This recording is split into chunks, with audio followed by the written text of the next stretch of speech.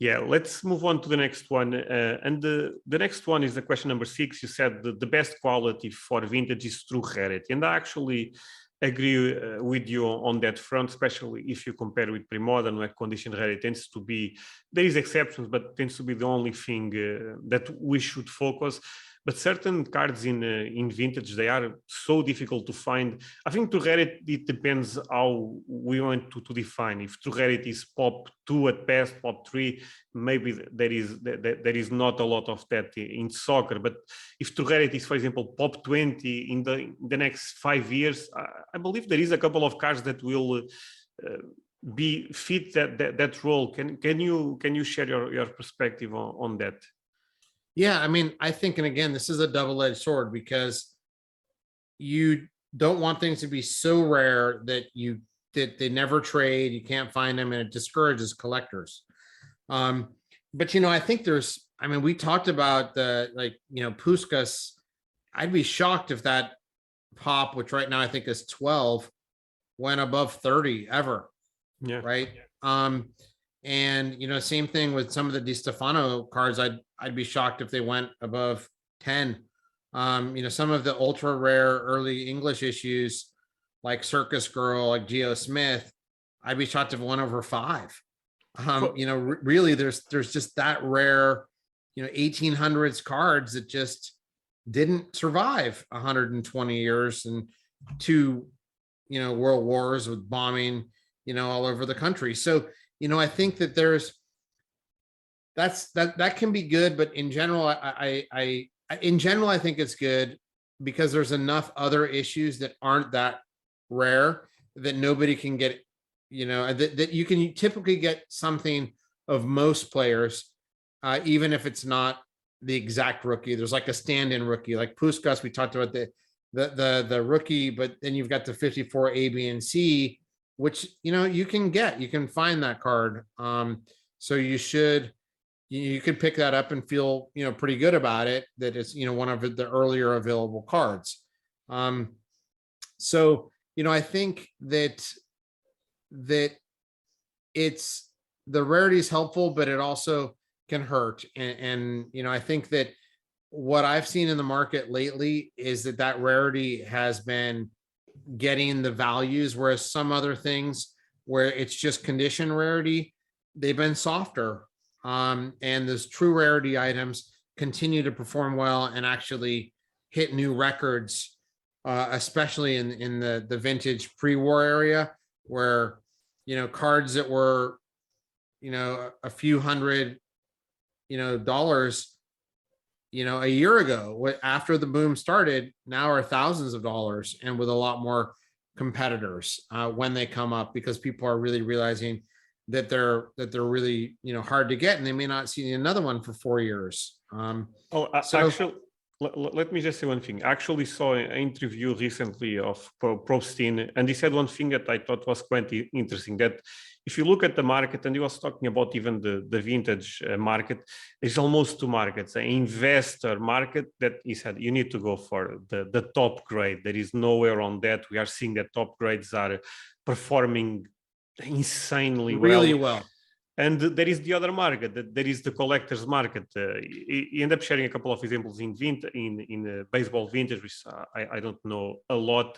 But he said that certain cards are so easy to find in PSA 2, PSA 3, PSA 4, and still amazing cards to collect. But if you try to find the PSA 8 for a specific baseball player in it, it's crazy, crazy expensive. And he said that he believes that we'll end up seeing more of that there will be 2 markets, the collector's market. And not saying the collector's market cannot have an appreciation, because if there is more demand, if there is more people entering vintage, for sure even those cards can appreciate quite a lot.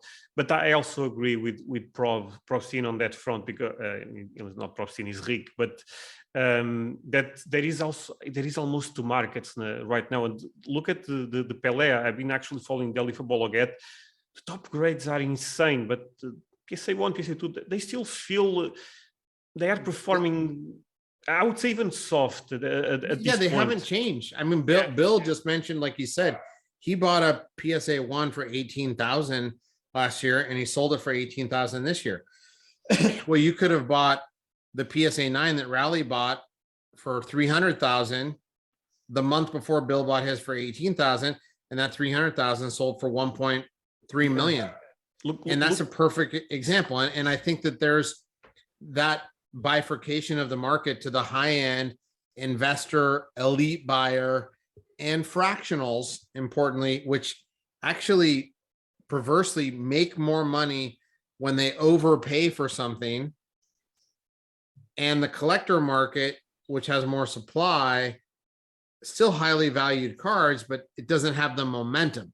So what we really need is we need a lot more soccer collectors for this market to do well. And they usually start through modern, and then they go back to pre-modern, and some percentage ultimately drift back into, vintage.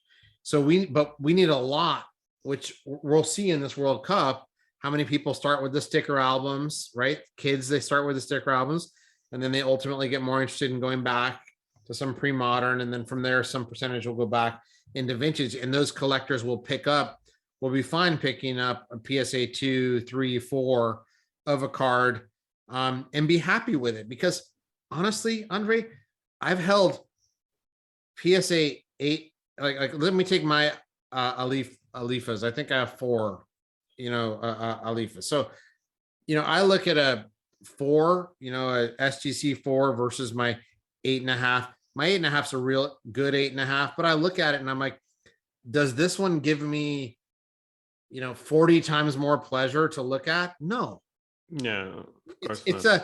It's just a market, ego. Well, this is one of the highest graded, and that doesn't really do it for me. It's more like, do I enjoy the card? I mean, and then I wonder, oh, that kid, he's scared to death. He's on the field.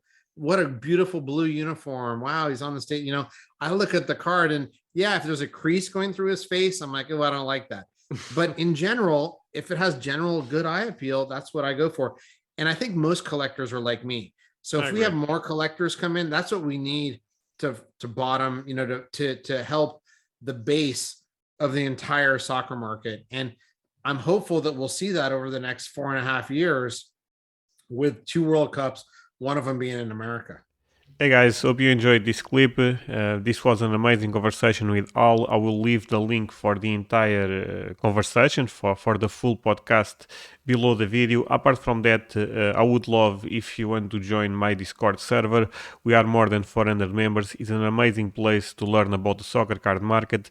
And if you want exclusive content, and even more important, if you want to support my work, you can always join my Patreon. I will leave all the links on the description, so please check that. Apart from that, don't forget to leave a like, means a lot, and it's super easy to do it. See you guys next time. Bye.